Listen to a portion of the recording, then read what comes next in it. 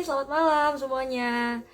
Nih, tadi kita udah sempat tersambung nih di episode 47 ini, cuman jaringan internetku lagi jelek banget. Jadi tadi sempat terputus padahal kita udah ngobrol kayak 10 menitan sama dokter Elisa. Wah, teman-teman sorry banget ya, internetnya tadi lagi nge-lag banget nih.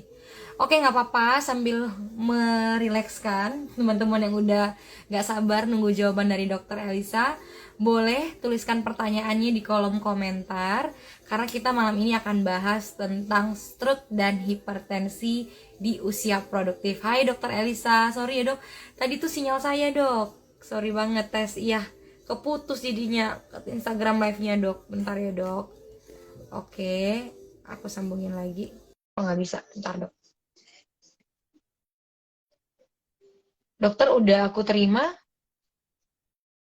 coba ya. Sorry, Oke, putus dok, ya.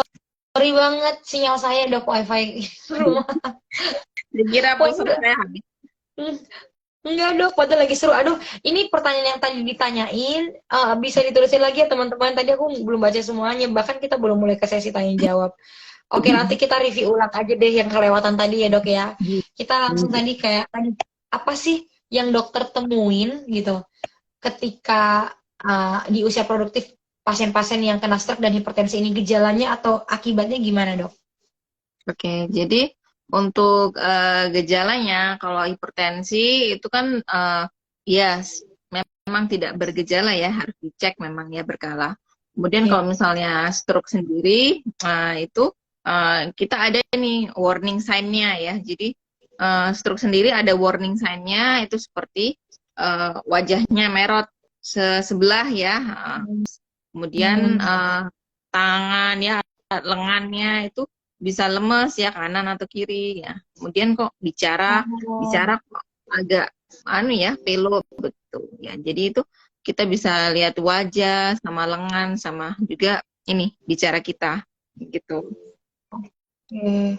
Wah, saya Nah, jadi takut. kemudian Saya soalnya kemarin iya, beberapa hari tangan kiri saya suka lemes gitu loh dok, kayak nggak bertenaga gitu.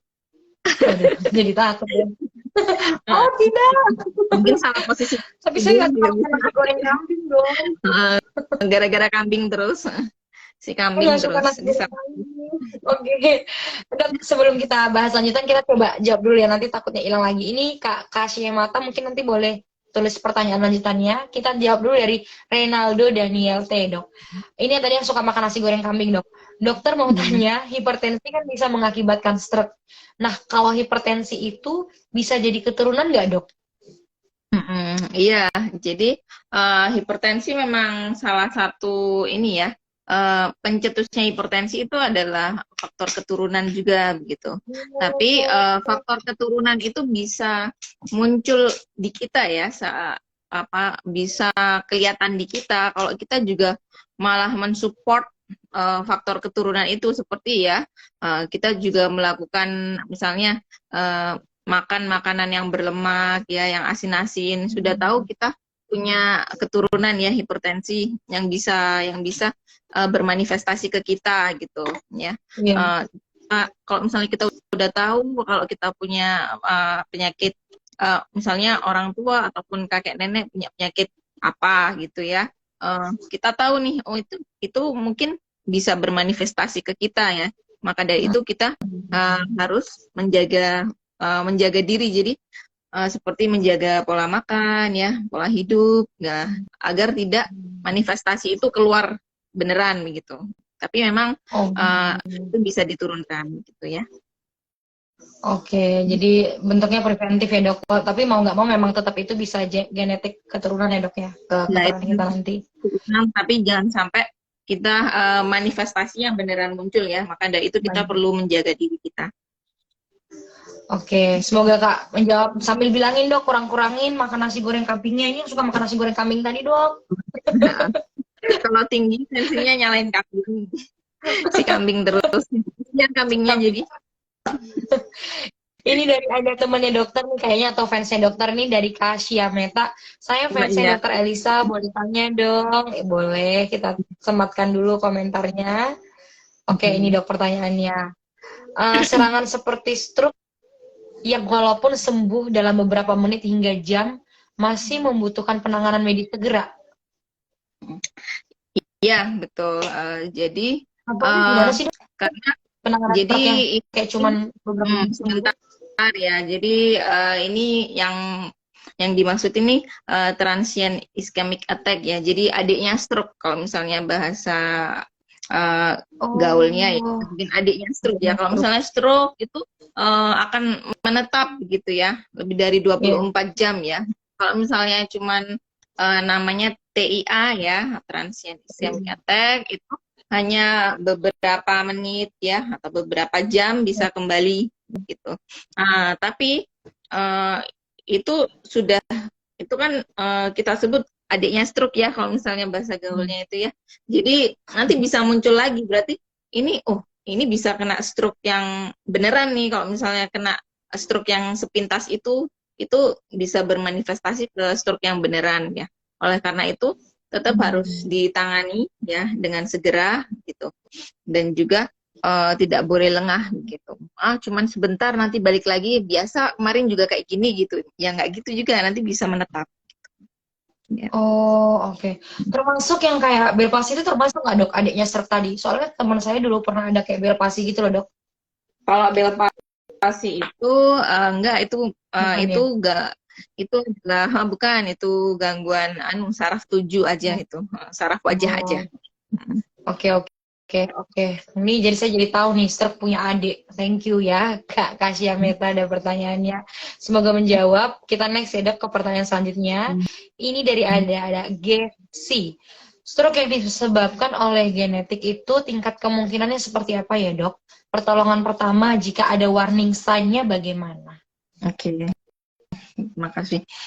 Jadi kalau misalnya stroke-nya itu ada faktor genetik ya. Jadi faktor resiko kita harus tahu kan faktor resiko stroke itu ada dua. Nah, faktor resiko yang bisa dicegah ya, dan faktor resiko yang memang sudah ada di kita ya.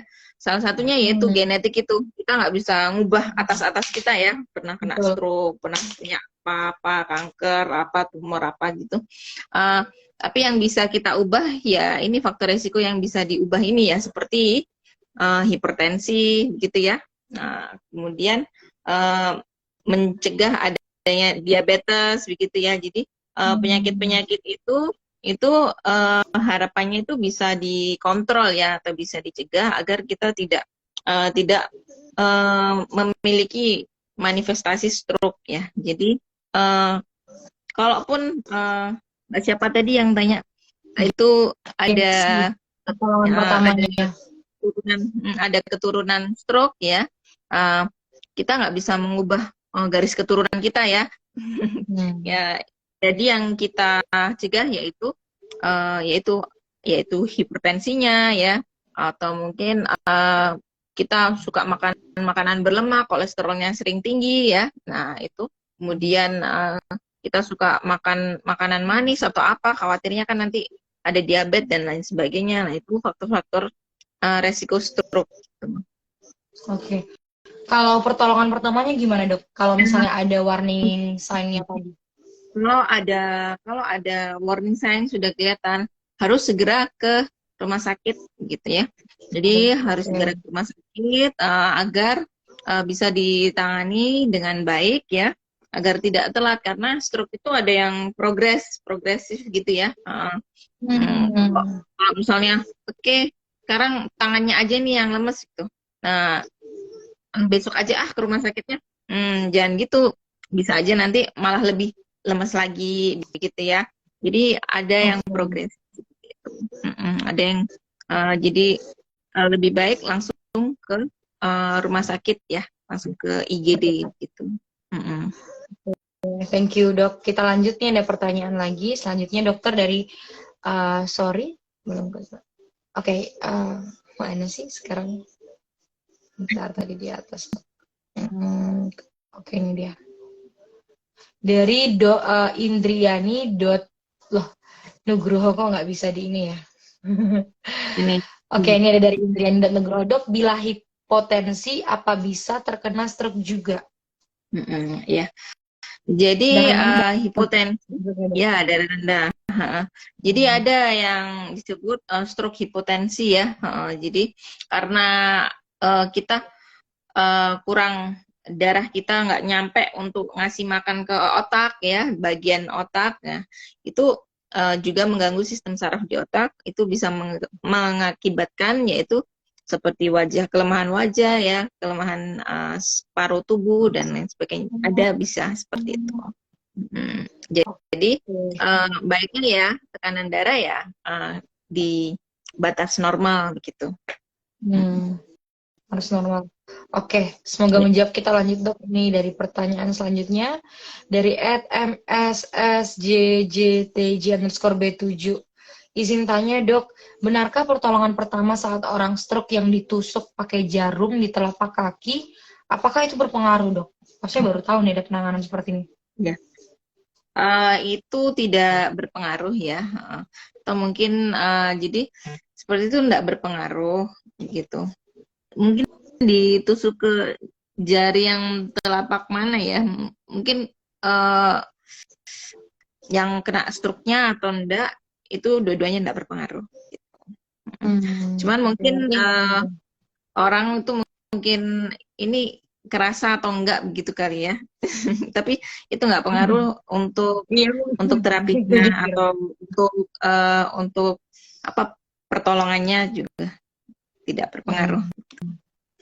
Oke, ini next dok, ada dari Vinina Wahyudi. Dok, izin bertanya, saya pernah baca hipertensi selain stroke itu juga bisa memicu gagal ginjal. Apa benar ya dok ya? Wah, berarti hipertensi bisa memicu gagal ginjal, benar dok? Ya, betul. Jadi makanya tuh hipertensi itu kita sebut sebagai silent killer ya. Nah, hipertensi itu kan menyebabkan tekanan di pembuluh darah kita kan tinggi ya.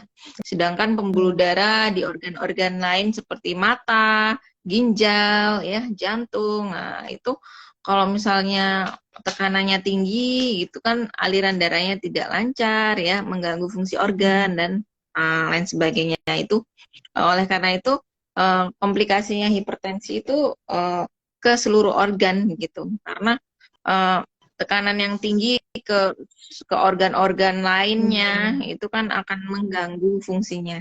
Gitu. Wah, ini banyak banget nih kayaknya yang usia produktif punya gejalanya, cuman nggak berani periksain, saya curiga ini.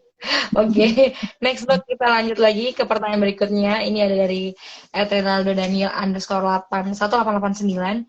Dok mau tanya, kalau ada gejala seperti mata suka gerak-gerak sendiri, sampai kadang kayak susah dibukanya, kayak ada benda yang nempel di mata, dok, itu gejalanya apa ya dok? Apa stroke juga? Apa termasuk gejala stroke itu dok? Jadi itu sebaiknya gejala saraf ya, sebaiknya diperiksakan ke dokter saraf agar tahu ya itu nanti ada beberapa diagnosis, jadi nggak selalu itu stroke gitu. Oke, berarti peluang presentasenya tidak sebesar stroke ya, harus tetap ada melakukan pemeriksaan lanjutan ya dok ya? Ya, nanti bisa periksakan ke dokter spesialis neurologi. Oke. Dok, kita lanjut, ini ada pertanyaan masuk di kolom Q&A. Jadi khusus nih ada dari @atina, bisa disebutin nih. Dari @atina Yustianisial. Dok mau tanya, kadang pasien stroke diberi obat pengencer darah. Nah, ini banyak nih saya temuin dok. Sampai kapan obat itu digunakan? Apalagi yang stroke ada hipertensi, ada jantung. Wah, obatnya susah banget. Gimana nih dok?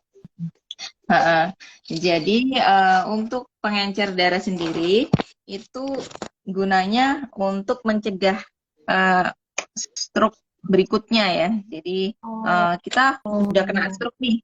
Nah, berarti penyebab stroke itu jadi penyebab stroke itu kan kurangnya aliran darah ya yang memberi makan ke bagian otak ya, seperti itu ya.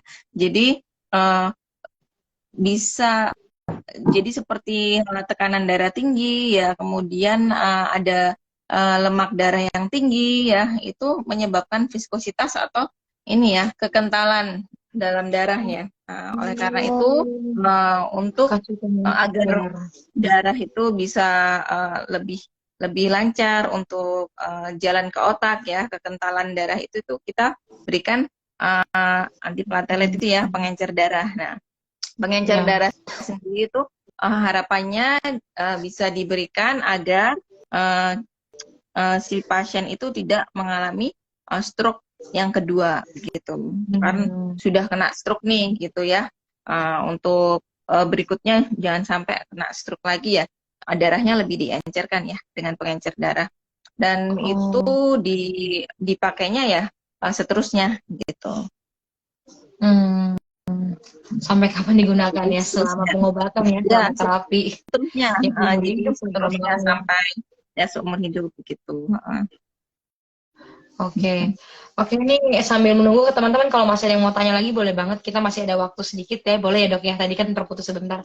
Ya. eh Dok, saya penasaran nih, dokter lebih ke terapinya sih dok. Mungkin banyak nih teman-teman usia produktif itu kan harusnya kita masih aktif ya. Tujuannya kan tadi gitu ya, kita bisa aktif, tetap berpenghasilan, tetap bekerja, tetap Iya. produktif intinya gitu. Tapi kalau kita udah kena stroke atau ada riwayat hipertensi, otomatis mau nggak mau itu peluang mempercepat usia produktif kita atau memperlambat Waduh. kinerja kita bekerja di usia itu. Hmm. Sebagai dokter spesialis saraf atau spesialis neuron, dok, apa sih dok terapinya biar teman-teman ini nggak takut? Kadang kan teman-teman udah takut duluan gitu dok, periksa aja, selalu udah takut duluan. Kalaupun iya nih misalnya ada gejala stroke, kalaupun iya ada gejala ke arah hipertensi, biasanya terapinya seperti apa dok? Oke.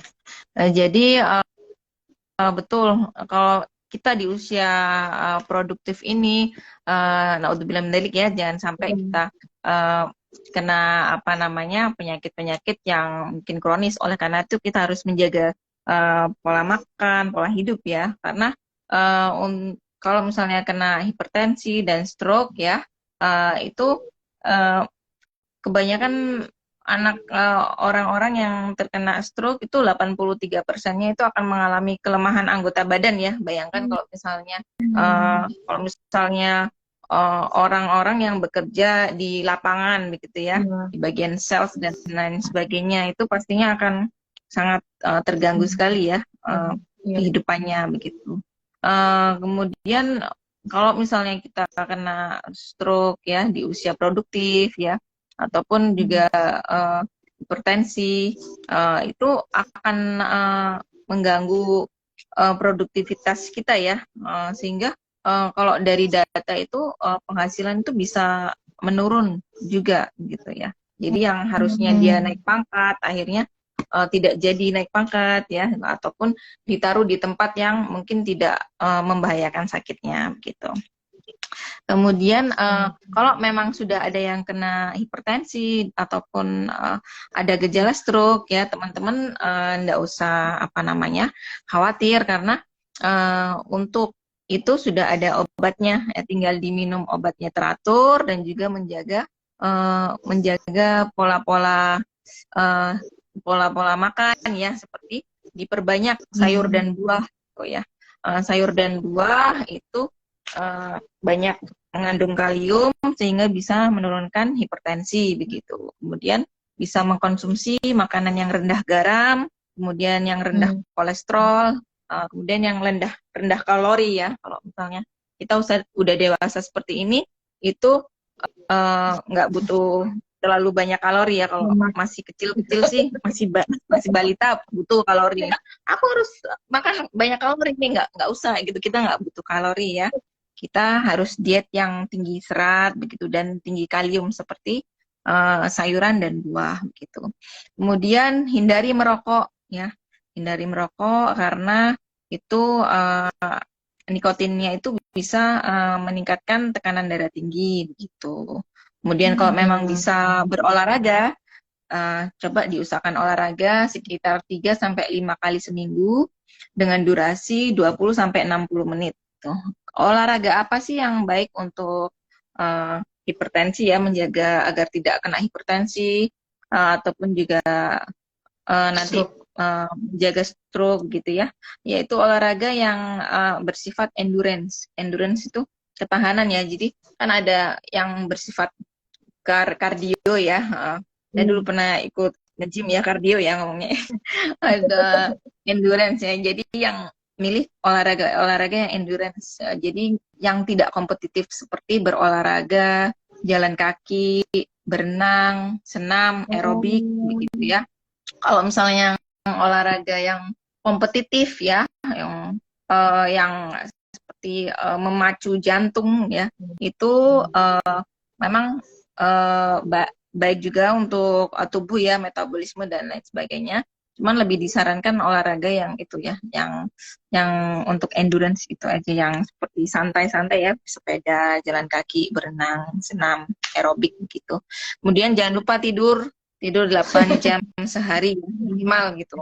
Iya, betul, Sekarang betul. banyak yang minum kopi ya nggak bisa tidur atau apa gitu ya. Jadi harus tetap diusahakan tidur 8 jam sehari begitu. Itu sih Oke, wah ini udah tips. kasih tips and trick. Tapi tadi saya suka tuh olahraga 3 atau 5 kali seminggu. Jalan kaki aja bisa, teman-teman. Saat Jadi ini teman-teman saya nah, yang nonton yang hobi jalan kaki, walaupun kayak karena malas olahraga ya dok. Jadi milih ya udah deh, nggak usah ke kantor, nggak usah naik Grab, nggak usah nebeng, jalan aja gitu. Ini iming-iming supaya nggak disuruh olahraga dok. Oke, Oke. dok. Ini ada 2 pertanyaan lagi boleh ya? Kita jawab sedikit ya dok ya. Mm-mm. Ini ada lagi nih dari Renaldo T. Dok nanya lagi, dok range usia berapa ya dok untuk wajib banget diperhatikan tensinya? Makasih dokter Elisa. Kasih tahu aja usia dia dok. Usia sekian sampai sekian. Ya, ya usianya Mas siapa ya, Mas Renal ya. Itu harus diperhatikan ya. Kemudian untuk usia-usia yang sudah apa namanya, sudah itu tadi yang sudah bisa ini ya, bisa bekerja dan lain sebagainya, itu kan pressure-nya juga ada ya. Kemudian juga nah itu yang sudah lewat dari masa remaja itu perlu diperhatikan. Jadi di atas 15 tahun gitu. Oke, di atas 15 tahun Mas Ray ini usianya masih 17 tahun. Nah, itu benar betul Nah, dokter Elisa bilang di generasi atas 15 Z tahun. ya, generasi Z. Jadi harus tetap periksa ya Mas Ray ya, diperhatikan tuh tensinya. Dok, nanya lagi nih dok dari ADF Faris, Dokter Ozak. Izin tanya dok, jika pasca tindakan dan sudah diperbolehkan pulang, kemudian besoknya ada kerasa pusing di kepala, kenapa ya? Terus dia lanjut nih dok nanya hasil hasil MRI itu apakah bisa hilang ya bekas penyumbatannya? Terima kasih. Ya, jadi apa? Kalau misalnya sudah tindakan apa ini ya, saya kurang jelas tindakan apa. Tapi kalau misalnya sudah uh, ada bekas di gambaran MRI atau CT scan, ada sumbatan begitu ya, itu akan ada di situ terus begitu ya. Jadi tidak, jadi sumbatannya, jadi gambarannya itu ada di situ. Cuman kita nggak usah berpaku berpaku terus pada aduh di gambaran kepala saya ini ada ini nih, ada bekas sumbatan nih gitu. Nggak usah berpaku dengan itu ya. Yang penting itu fungsi. Jadi dari fungsi-fungsinya emas itu uh, bisa kembali baik ya, itu bisa melakukan kegiatan sehari-hari dan juga bisa melakukan pekerjaan sehari-hari. Itu saja yang apa harus dijaga terus kesehatan itu. Jadi nggak usah berpaku, aduh ini gimana ya cara mengembalikan gambaran MRI atau CT scan biar normal lagi, itu nggak usah dipikir. Yang penting bagaimana bisa recovery-nya gitu aja. Bisa melakukan kegiatan sehari-hari, fungsinya kembali gitu. Oke, Ini ini dari RS tuh ya. Kemudian sudah besok ada dirawat. Iya, merasa sakit kepala ya. habis teranap dok kayaknya ini mah dok. Itu bisa diistirahatkan dulu ya. Jadi memang sedikit banyak itu bekas, jadi anggap saja itu bekas stroke ya, itu bisa berpengaruh beberapa waktu ya. Tapi kalau sudah diistirahatkan ya, kemudian kontrol, itu insya Allah akan berkurang gejalanya begitu. Amin, amin. Semoga Kak Farid habis pulang cepat sembuh ya, Kak Farid ya. Kita doain cepat balik lagi recovery-nya gitu. Dok, terakhir boleh nggak dokter? Tadi kan dokter udah kasih tahu sebenarnya semuanya ya dok ya. Cakupan apa sih yang harus dilakukan di usia produktif tadi? Banyak banget tipsnya udah. Untuk generasi yang sekarang dok yang lagi nonton di usia produktif ini, kenapa kita harus menjaga kesehatan? Kenapa stroke dan hipertensi ini kalau bisa kita harus benar-benar tahu, kita kontrol ini ada nggak sama kita? Ini kita lagi mendekati dia atau mau menjauhi dia nih? Apa dok gitu biar mereka lebih aware? Yang harus kita kontrol, jadi ya memang resiko hipertensi sendiri itu kebanyakan itu pada gender laki-laki ya, pada gender laki-laki, dan juga memang kalau misalnya usianya akan semakin bertambah, itu pasti ada resiko untuk terkena hipertensi ya. Oleh karena itu kita harus tetap teratur ya, rajin menjaga pola makan, kemudian selalu mengontrol ya tekanan darah begitu ya. Dan juga faktor resiko hipertensi juga kalau misalnya ada keturunan ya. Jadi kita tahu kalau misalnya kita ada keturunan ya dari kakek nenek atau orang tua begitu, itu kita harus lebih aware tentang kondisi kita yang sekarang gitu. Kita harus lebih menjaga lagi. Dan juga ini kita harus bisa sebaiknya body mass index itu diperhatikan ya, body mass index. Jadi kita jangan sampai terlalu obesitas begitu ya. Ya jangan obesitas ya, kalau bisa bukan terlalu obesitas ya. Jadi range-nya yang normal kan 18 sampai 25 ya. Jadi body mass index kita harus perhatikan juga. Kemudian kita juga yang terakhir ini jangan mager. Jangan mager karena itu kita sebut sebagai sedentary lifestyle ya. Sedentary lifestyle itu sukanya itu duduk, sukanya itu di kasur, sukanya itu di sofa gitu. Jadi harus tetap aktif gitu. Itu cara untuk menjaga agar kita terhindar dari hipertensi begitu, dan juga nanti terhindar dari stroke begitu. Oke, wah ini Dokter Elisa. Oke, dokter tadi kan kita sempat keputus nih, thank you banget. Dokter mungkin boleh share lagi, tadi kan nggak sempat kenalannya di awal karena terputus. Kenalan lagi dok, kalau teman-teman mau reach Dokter Elisa secara offline, ataupun misalnya mau konsultasi online, bisanya kemana aja, monggo dokter. Oke, ya, saya perkenalkan lagi, saya Dr. Elisa Dwi Jayanti, dokter spesialis saraf di Rumah Sakit Wijaya Surabaya, Rumah Sakit Gera Husada Gresik, dan juga Rumah Sakit Umum Daerah Waru Pamekasan. Oke. Kalau untuk itu dok, kalau untuk online nih, siapa tahu kita nggak punya ongkos dok ke sana, ke mana Jawa Timur, maunya online aja. Bisa buka aplikasi YesDoc begitu ya. Bisa cari dokter nama Dokter Elisa. Cari dokter saraf Elisa Dwi Jayanti. Oke, ini Dokter Elisa kayaknya ada lanjutan nih, kegiatannya udah kayak ngevlog nih. Iya. Waktunya ini Nina boboin anak. Punya waktunya. Iya nih dok, aduh enak banget. Saya juga mau cari siapa yang bisa ninain bobonya nanti aja. Mau cari yang bisa dininain bobo ya. Oke. Curhat deh. Oke, teman-teman, Dokter Elisa, semoga sharing kita hari ini kayak tadi ya dok ya. Semoga teman-teman yang tadi males cek tensi, ayo cek, karena tadi Dokter Elisa udah bilang dampaknya besar banget. Jangan males, mumpung masih muda, masih produktif, jangan mager. Kalau gitu, saya dan Dokter Elisa mengucapkan terima kasih untuk semua teman-teman yang udah gabung tadi dari awal, walaupun sempat keputus. Nih banyak banget dok. Dari Rika, terima kasih dokter. Dari Kariski, terima kasih dokter sharing Iya, ilmunya. teman-teman Dari saya. Cindy, terima kasih dok, sehat Iya, selalu. terima kasih. Oke.